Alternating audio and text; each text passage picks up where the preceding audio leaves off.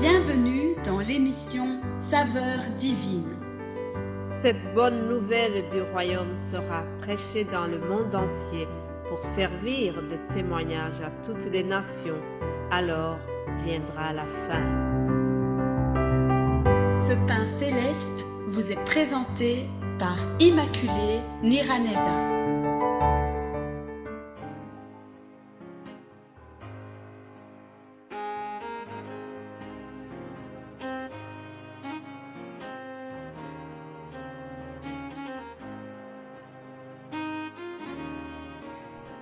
Shalom, shalom, bien-aimés qui suivent cette émission Saveurs divines.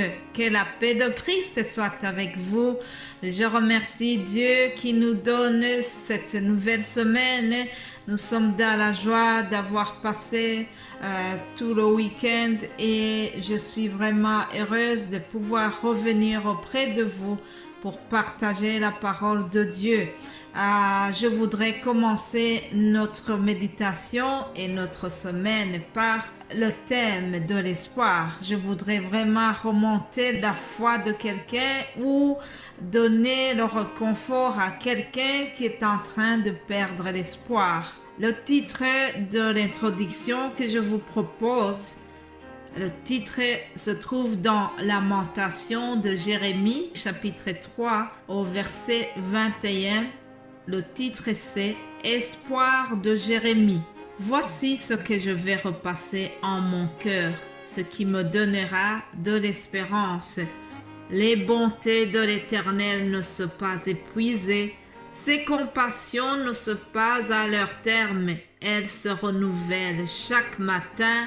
Oh, que ta fidélité est grande. Alléluia. La fidélité de notre Dieu est grande, déclare Jérémie. Mais bien-aimés de Dieu, ça c'est un verset qui est très récité. Les bontés de l'Éternel ne sont pas épuisées. Ses compassions ne sont pas à leur terme, elles se renouvellent chaque matin.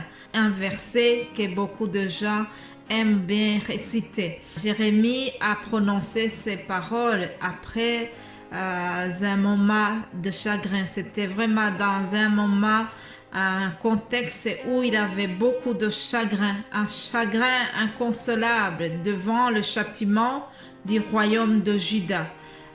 Juda avait commis des péchés et il avait refusé de se repentir et Dieu les a punis par l'attaque des Babyloniens.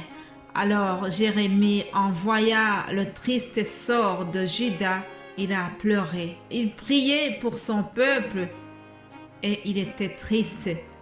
Mais à un moment, il a constaté que malgré la situation, Dieu ne les avait pas du tout abandonnés. Dieu restait bon. La bonté de Dieu n'était pas terminée. Alors, c'est ainsi que Jérémie a retrouvé de l'espoir.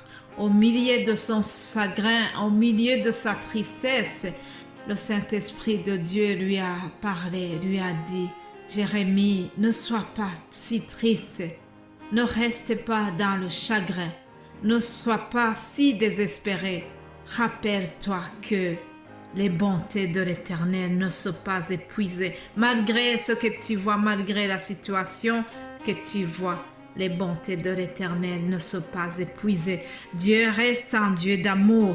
Dieu reste un Dieu compatissant. Dieu reste un Dieu plein de compassion. Alors, c'est ce que je voudrais aussi te dire. Si tu m'écoutes en ayant du chagrin, si tu m'écoutes en ayant perdu l'espoir par l'autorité que le Christ me donne, je viens te dire que les bontés de l'Éternel ne sont pas épuisées. Sois réconforté, sois consolé par cette parole. Dieu reste bon. Dieu t'aime. Dieu est avec toi. Alléluia. Sois béni. Après ces quelques mots d'introduction et de réconfort, je voudrais remercier vous tous qui écoutez l'émission Saveurs divines. vous tous qui m'encouragez, qui encouragez aussi mes frères et sœurs qui vous partagent la parole de Dieu. Vraiment, soyez bénis parce que je sais que vous priez pour nous, vous nous encouragez par toutes sortes de moyens et que Dieu vous bénisse abondamment pour vos gestes de soutien. Que Dieu se rappelle de ce que vous avez fait pour cet appel de la saveur divine. Alléluia. Alors, comme vous savez, la semaine passée, nous avions le thème qui dit Jésus est le chemin, la vérité et la vie. C'est une déclaration que Jésus a faite de lui-même. En parlant de lui-même, il a dit « Je suis le chemin, la vérité et la vie.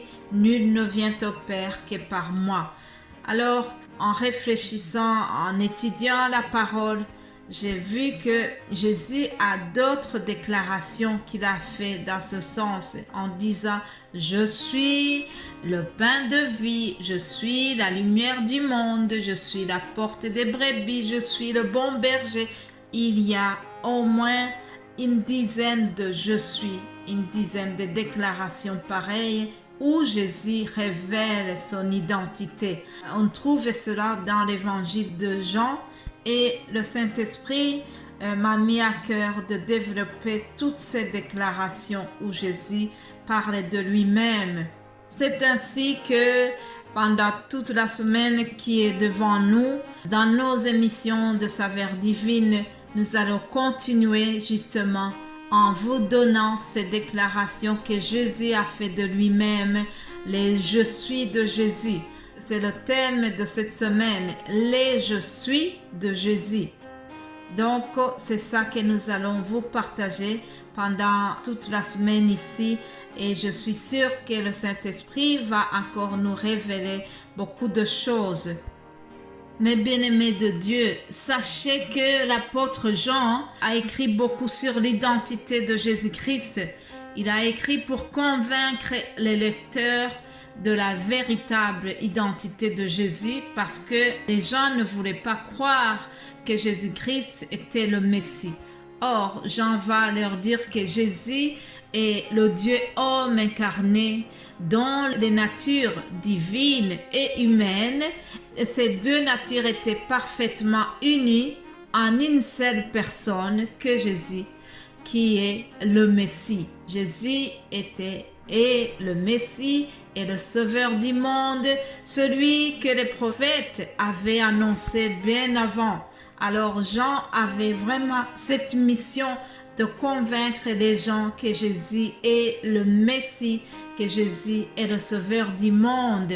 Jean rapporte donc les miracles de Jésus pour prouver sa divinité, pour prouver aux gens que Jésus est Dieu. Mais il va leur démontrer que Jésus n'est pas seulement un faiseur de miracles, mais qu'il est le Fils de Dieu, celui qui est venu pour sauver l'humanité de son péché. C'est ce que nous trouvons dans Jean 3, 16. Alors, tout ce que l'apôtre Jean a écrit dans son évangile, ça avait un but. Le but se trouve dans ce verset que nous trouvons dans l'évangile selon Jean, au chapitre 20, au verset 30, il est écrit « Jésus a fait encore, en présence de ses disciples, beaucoup d'autres miracles qui ne sont pas écrits dans ce livre, mais ces choses ont été écrites afin que vous croyiez que Jésus est le Christ, le Fils de Dieu, et qu'en croyant, vous ayez la vie en son nom. » Alléluia! Voilà le but de l'évangile selon Jean. Pendant toute la semaine ici, nous allons continuer en vous donnant les « je suis » de Jésus, ce qui nous explique davantage son identité en tant que Fils de Dieu, en tant que Sauveur du monde. Je vous souhaite vraiment d'être bénis et j'espère que le Saint-Esprit va nous aider tous pour que celui qui parle et celui qui écoute soient tous bénis au même degré. passez une excellente journée. Je vous souhaite vraiment d'être à l'écoute et de recevoir ce Jésus-Christ dont nous allons vous parler pendant toute la semaine. Soyez bénis au nom de Jésus-Christ. Amen.